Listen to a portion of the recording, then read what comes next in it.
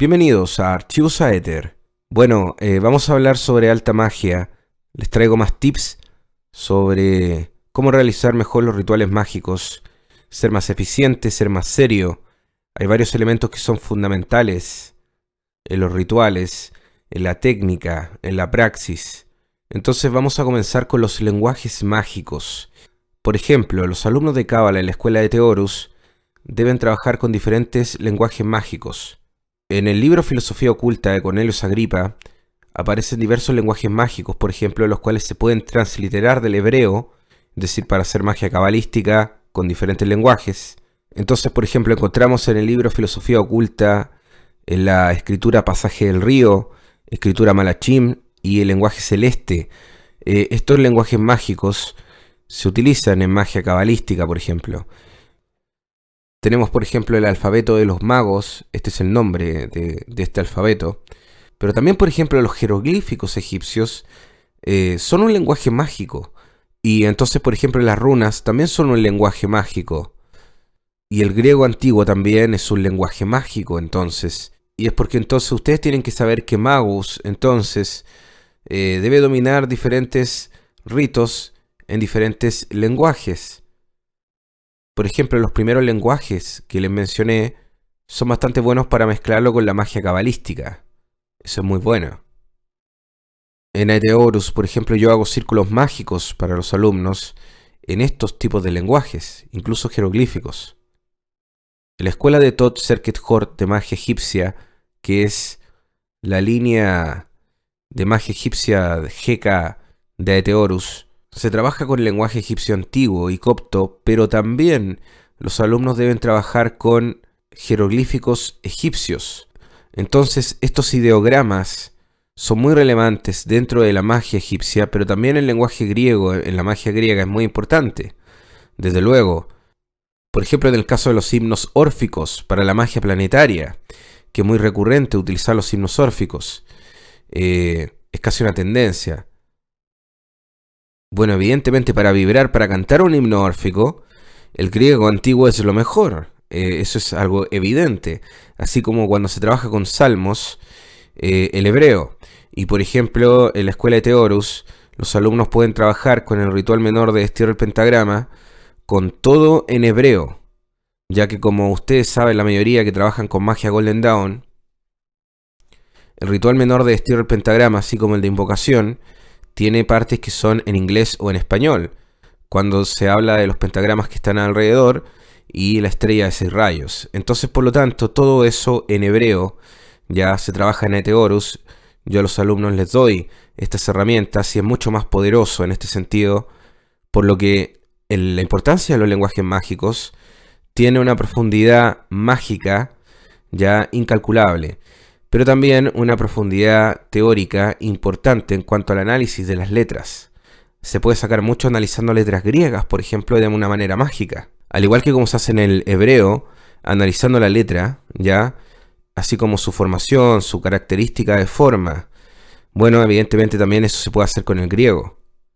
También tenemos el lenguaje enoquiano, ¿ya? El cual he hecho video hablando acerca de eso y cómo esto se relaciona a la clarividencia.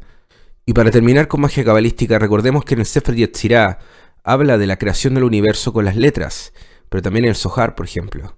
Entonces, el lenguaje mágico, el uso del lenguaje mágico y entre más lenguajes mágicos maneje el mago, va a ser de mejor calidad su magia. Esto es algo fundamental que ponemos mucho énfasis en Horus. Es por eso que yo trabajo con traductores profesionales de lenguas antiguas, por ejemplo, arameo, hebreo, egipcio copto, egipcio antiguo, sumerio, latín, griego, etc. Porque es muy relevante este aspecto de las palabras mágicas, abracadabra, es decir, las palabras manifiestan. El lenguaje crea realidades, entonces bueno, por lo tanto, estos lenguajes ancestrales pueden ayudar incluso a entrar en el akacha, es decir, en la memoria, en el éter.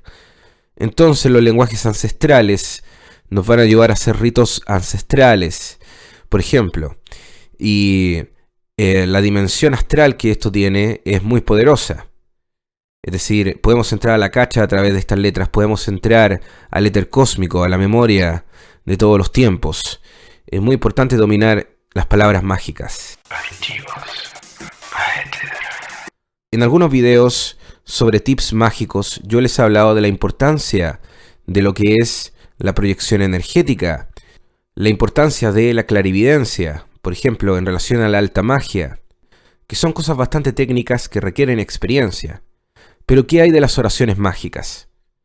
Las oraciones mágicas, aparte de estar bien redactadas y que tiene que estar bien preciso lo que tú quieres, y que evidentemente la oración mágica diga todo lo que tú quieres, pero con el sello de que las cosas se manifiesten sin dañar y sin generar efectos secundarios en este caso, y solamente bien preciso lo que tú quieres que se manifieste. Bueno, eso es algo evidente, ¿no? Eso es algo obvio. Pero resulta que hay otros tips fundamentales que se utilizan para potenciar las oraciones mágicas y así potenciar la manifestación. Y por lo tanto potenciar el vórtex relativo al aura que se genera cuando se está haciendo la invocación mágica. Entonces, por ejemplo, entre las oraciones mágicas se pueden pronunciar nombres de poder un cierto número de veces.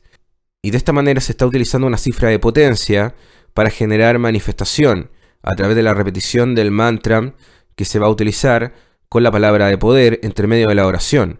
De esa manera se genera más energía y se potencia la oración mágica. Entonces es muy bueno utilizar palabras de poder, nombres de Dios de la Cábala, entre medio de las oraciones para potenciar las oraciones mágicas. Es muy bueno dramatizar en los rituales. Las ceremonias, como ustedes han visto, son muy teatrales, es decir, el aspecto ritualístico tiene un aspecto teatral muy importante, entonces el aspecto de la dramatización es muy importante en ese sentido. Y hay otro aspecto fundamental que tiene que ver con la poesía, es decir, muchos poetas han sido clarividentes y muchos poetas han sido magos. Entonces, por lo tanto, la idea de la poesía, ¿ya? Y cómo imprimir imágenes con la poesía es algo fundamental dentro de la magia. En los lenguajes antiguos, el lenguaje estaba muy unido a la imagen. De ahí también los ideogramas. Si ustedes revisan los lenguajes antiguos, por ejemplo el protohebreo o el jeroglífico egipcio, cada letra es una forma, es decir, es casi un símbolo.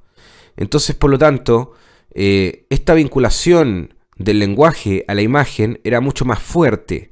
Y esto de hecho se utiliza en la magia porque ustedes, cuando estudian hebreo, tienen que estudiar el significado de cada letra, por ejemplo.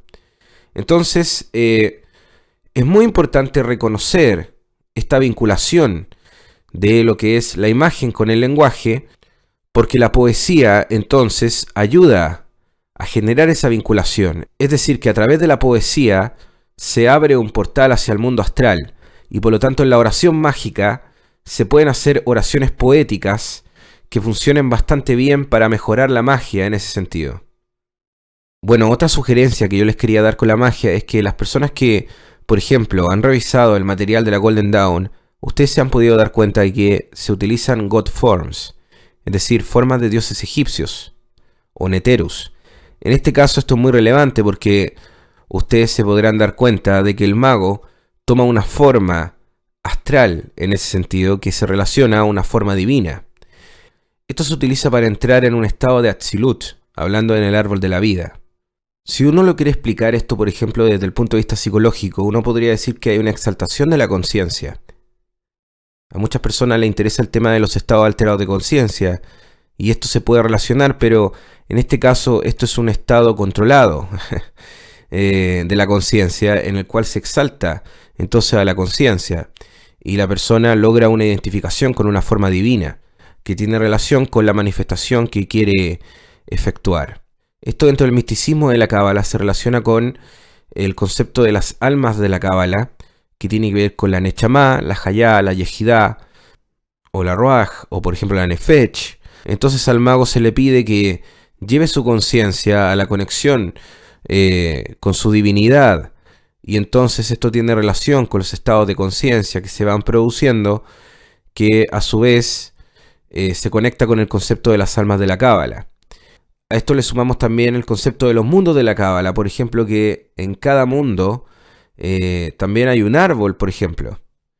Pero desde luego que también encontramos otros planteamientos donde en cada sefirot encontramos un árbol, por ejemplo. Esas son las formas de flexibilidad que tiene el árbol a la manera de interpretarse y de trabajar con él.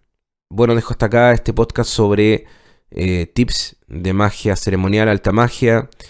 En el próximo voy a hablar de los Vortex, así que no se lo pierdan. Les hablo Pascal de Archivos Aether. Hasta la próxima.